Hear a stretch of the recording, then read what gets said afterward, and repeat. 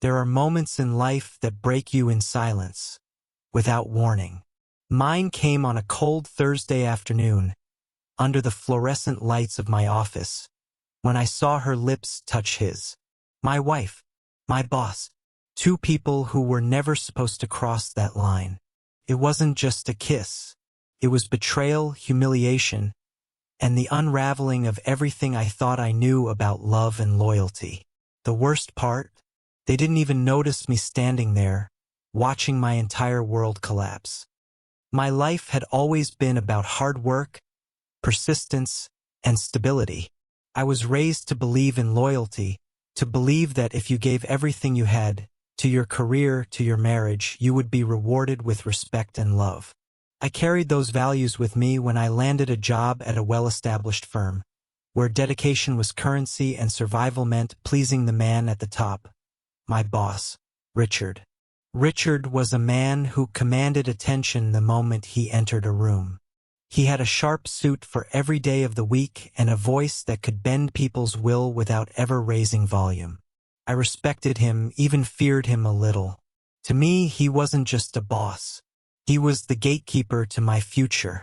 At home, I thought I had something stronger. My wife, Emily, was the one who grounded me. She was warm where Richard was cold, gentle where he was harsh. She was my reminder that no matter how brutal work could be, I had a safe place to return to. We had been married for 5 years, and though we faced the usual strains of modern life, long hours, financial stress, and my exhaustion, I believed we were solid. But in hindsight, I realize now how blind I was. It started with small things. Emily asking more about my boss, curious about his habits, his travels, his stories from the office. At first, I thought it was normal. What spouse doesn't ask about work? But slowly, the questions turned more specific, more personal. She seemed almost fascinated by him. I brushed it off, chalking it up to harmless curiosity. Then came the company events. Emily loved to attend them with me. She would dress beautifully, carrying herself with elegance that always turned heads. Richard noticed, of course. He always noticed. The way his eyes lingered a second too long. The way his compliments slid in with a touch of charm that felt rehearsed. I told myself I was imagining it. After all, Richard was married too, with a reputation to protect. I convinced myself that his attention meant nothing. And Emily? She was mine. She would always be mine. But the late nights at work began to add up. Richard often kept me late, piling on projects that demanded my time. Emily would text me, saying she missed me, that she felt lonely. I promised her it was temporary.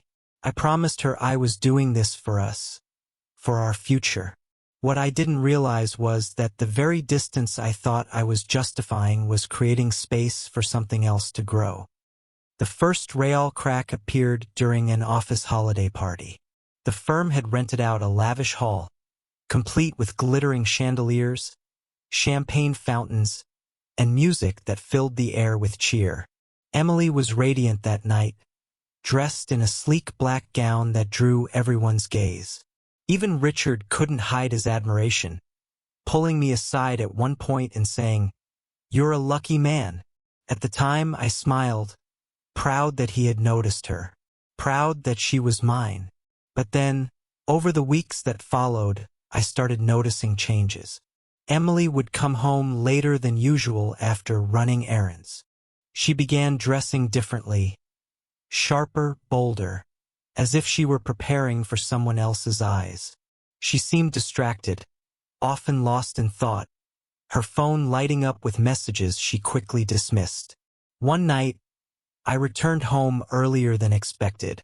I found her sitting in the living room, phone in hand, her face lit by the glow of a text message she tried to hide the moment she saw me. When I asked, she said it was just a friend. I wanted to believe her. I chose to believe her, but my gut knew otherwise.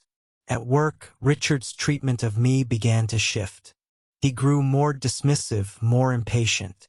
The man who once praised my dedication now seemed annoyed by my very presence. His eyes, when they met mine, carried something different, something like guilt, though I couldn't place it at the time. The weight grew heavier with every passing day. Emily was pulling away, and Richard was pushing me out. It felt like a storm was building, but I had no idea how close it was. Then came that Thursday afternoon. The office was unusually quiet that day. Most of my colleagues had stepped out for lunch, but I had stayed behind, determined to finish a report. As I walked down the hall toward Richard's office to drop off the file, I heard laughter. Her laughter froze me in place. I peeked inside, and there she was, Emily, sitting casually in the chair across from Richard's desk. She looked so at ease, so familiar with him, as though this wasn't her first visit.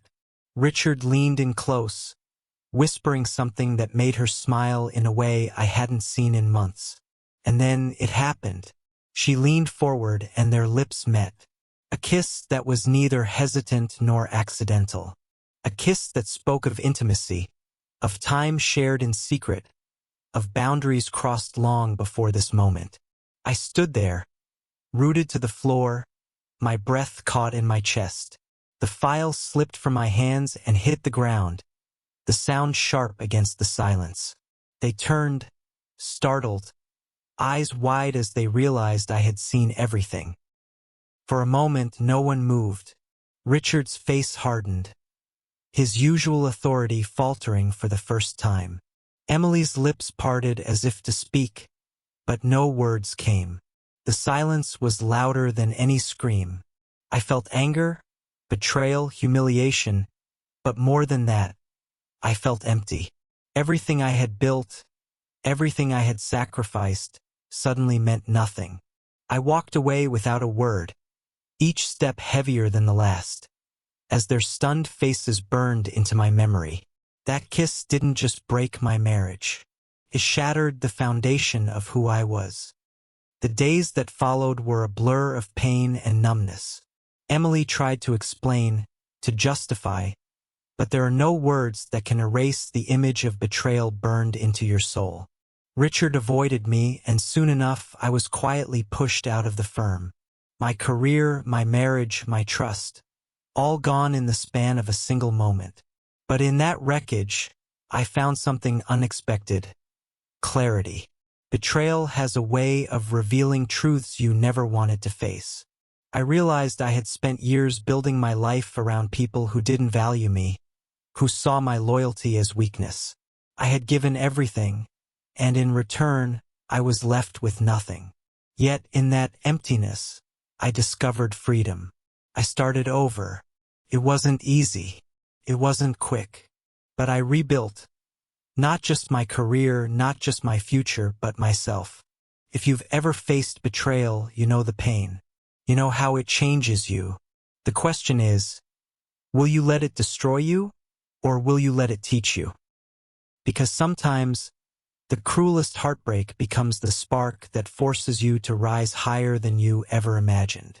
And so I ask you, what would you do if the people you trusted most shattered your world in front of your eyes?